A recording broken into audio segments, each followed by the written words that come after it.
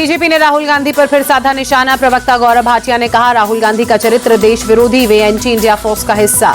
BJP ने कहा, कांग्रेस विदेशी ताकतों का सहारा ले रही है, विदेशी शक्तियां पीएम के खिलाफ साजिश रच रही हैं।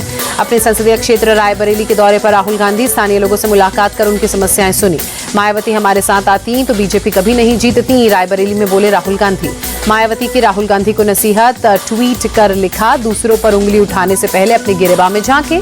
मायावती ने कहा, कांग्रेस ने दिल्ली में बीजेपी की बी टीम बनकर चुनाव लड़ा, जिसके चलते बीजेपी सत्ता में आई। ठीक से चुनाव लड़ा होता तो कांग्रेस की ऐसी स्थिति नहीं होती। बीएसपी प्रमुख मायावती के बयान पर यूपी सरकार के मंत्री ओपी राजभर ने कहा, कांग्रेस और सपा दोनों बीजेपी की बी टीम में हैं, समय समय पर दोनों बीजेपी की मदद करते हैं। राहुल गांधी के बयान पर यूपी के डिप्टी सीएम केशव प्रसाद मौर्य ने कहा, हमारी नजर में सपा बसपा और कांग्रेस एक ही थाली के चट्टे बट्टे, ये अलग अलग लड़े या मिलकर लड़े, खिलेगा कमल ही। 24 फरवरी से शुरू होगा दिल्ली विधानसभा का नया सत्र। 25 फरवरी को विधानसभा में कैग की रिपोर्ट पेश होगी। दिल्ली के मंत्री रविंद्र इंद्राज सिंह का आम आदमी पार्टी पर अटैक। इंडिया टीवी से बोले, आपने 10 सालों में सिर्फ भ्रष्टाचार किया, कैग रिपोर्ट से आपका करप्शन सामने आएगा। दिल्ली के मंत्री मनजिंदर सिंह सिरसा का केजरीवाल पर हमला। कहा, 2015 से कैग की 14 रिपोर्ट दबाकर रखी गई थी क्योंकि इनमें शराब सहित कई घोटालों का जिक्र था। अब कई नए खुलासे होंगे। दिल्ली के स्वास्थ्य मंत्री पंकज सिंह ने कहा, जनता से किए सभी वादों को पूरा करेंगे, हमने पहले दिन से ही काम करना शुरू किया। मोहल्ला क्लिनिक को लेकर पंकज सिंह ने कहा, मोहल्ला क्लिनिक को लेकर बहुत शिकायतें मिल रही हैं, हम इसकी करवाएंगे जांच, जो योजनाएं चल रही हैं उसे बंद नहीं करेंगे। दिल्ली में रेखा गुप्ता सरकार का बड़ा फैसला, सीएम के पुराने निजी स्टाफ की सेवा खत्म की, सभी अफसर अपने मूल कैडर में भेजे गए। दिल्ली की मुख्यमंत्री रेखा गुप्ता ने सुबह सुबह अपने आवास के बाहर आम जनता से मुलाकात की, लोगों ने सीएम बनने पर बधाई दी। रेखा गुप्ता ने कल ही मुख्यमंत्री पद की शपथ ली थी। दिल्ली में सीएम रेखा गुप्ता की अध्यक्षता में कैबिनेट की पहली मीटिंग, कैबिनेट ने आयुष्मान योजना को दी मंजूरी।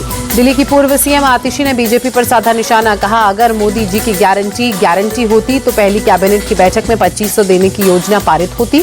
उन्होंने साबित कर दिया, मोदी की गारंटी जुमला होती है। सीएम रेखा गुप्ता ने पूर्व सीएम आतिशी पर पलटवार करते हुए कहा, हमारी सरकार है तो एजेंडा हमारा होगा, हमें हमारा काम करने दीजिए। सीएम रेखा गुप्ता ने कहा, सभी वायदे पूरे किए जाएंगे, आतिशी को हर चीज बताने की जरूरत नहीं, जब उनकी सरकार थी तब उन्होंने क्या किया। आप पर हमलावर बीजेपी नेता विजेंद्र गुप्ता ने कहा, ये समय से पहले तीर चलाना है, आपको पता है सभी काम होने वाले हैं।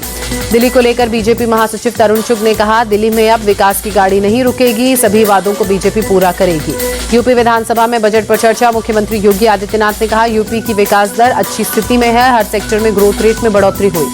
यूपी बजट को लेकर अखिलेश यादव का ट्वीट, बोले, ये बजट नहीं बड़ा ढोल है जिसमें आवाज तो बहुत है पर अंदर से खाली है।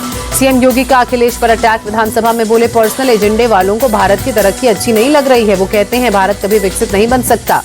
शनिवार को महाराष्ट्र के पुणे के दौरे पर रहेंगे गृहमंत्री अमित शाह। पश्चिमी क्षेत्रीय परिषद की 27वीं बैठक की अध्यक्षता करेंगे। तेजस्वी यादव द्वारा अपराधों की सूची जारी करने पर केंद्रीय मंत्री लल्लन सिंह ने कहा, पहले वे अपने माता पिता के राज को देख लें, उनके राज में अपराध का उद्योग चलता था, खुलेआम वसूली होती थी। हाथरस भगदड़ मामले पर ब्रजेश पाठक ने कहा, घटना पर जांच कमेटी ने विधानसभा में रिपोर्ट पेश की है, जो भी जिम्मेदार होगा उसके खिलाफ कार्रवाई होगी। केंद्रीय शिक्षा मंत्री धर्मेंद्र प्रधान का बड़ा बयान, बोले, शिक्षा का राजनीतिकरण ना हो, कोई भाषा किसी राज्य पर थोप रहे हैं, तमिल भाषा को बढ़ाने के लिए प्रतिबद्ध।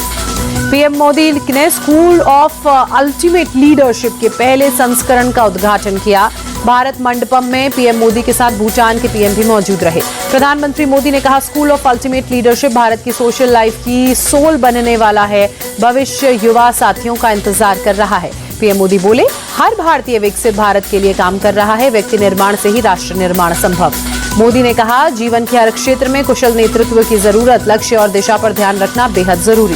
पुंछ के चक्कादा बाग में भारत और पाकिस्तानी सेना के बीच फ्लैग मीटिंग। गोलीबारी की हालिया घटनाओं को लेकर चर्चा। 2021 में हुई थी आखिरी बार बैठक। श्रीलंका से 15 भारतीय मछुआरों को भारत वापस लाया गया। श्रीलंका स्थित भारतीय उच्चायोग ने दी जानकारी।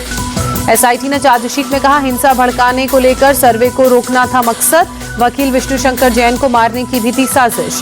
संभल मामले पर सपा नेता शिवपाल यादव ने कहा, जब समाजवादी पार्टी की सरकार बनेगी तो अत्याचार की पटकथा लिखी जाएगी और संभल उसमें सबसे ऊपर होगा। बिहार के सासाराम में 10वीं की परीक्षा के दौरान विवाद, बदमाशों ने 2 छात्रों को गोली मारी, एक छात्र की मौत हुई। परीक्षा के दौरान नकल को लेकर विवाद हुआ था। एग्जाम देकर लौटते वक्त बदमाशों ने हमला किया। गुस्साए ग्रामीणों ने कलकत्ता बनारस हाईवे पर आगजनी की। महाकुंभ में महिलाओं के नहाते हुए वीडियो बनाने का मामला, 13 एफआईआर दर्ज। पुलिस ने अब तक 103 सोशल मीडिया अकाउंट्स पर कार्रवाई की। प्रयागराज के वीडियो का गुजरात से भी कनेक्शन, गुजरात पुलिस ने प्रयागराज से एक शख्स को गिरफ्तार किया। गुजरात पुलिस ने चंद्र प्रकाश फूलचंद नाम के शख्स को अरेस्ट किया। प्रयागराज से ऑपरेट होने वाले यूट्यूब चैनल पर अपलोड हुए वीडियो। संगम के पानी पर अखिलेश यादव के बयान पर केंद्रीय मंत्री गजेंद्र सिंह शेखावत ने कहा, वे गैर जिम्मेदाराना टिप्पणी कर रहे हैं। कुंभ दुनिया भर के लोगों के लिए आकर्षण का केंद्र बना हुआ है।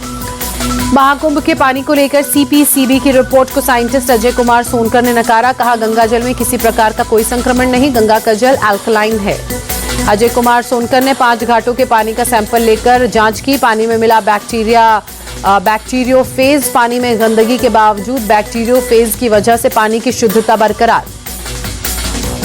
इंडियाज गॉट टैलेंट मामले में आरोपी यूट्यूबर आशीष चंचलानी की याचिका पर सुप्रीम कोर्ट ने महाराष्ट्र और असम सरकार को नोटिस भेजा। आशीष ने सभी एफआईआर को एक जगह ट्रांसफर करने की मांग की थी। इंडियाज गॉट टैलेंट मामले में राखी सावंत को साइबर सेल का समन, 27 फरवरी को बयान दर्ज कराने को कहा। कश्मीर के पुंछ में जबरदस्त बर्फबारी, बर्फ की सफेद चादर में लिपटे पहाड़, पर्यटकों के लिए नजारा हुआ खूबसूरत।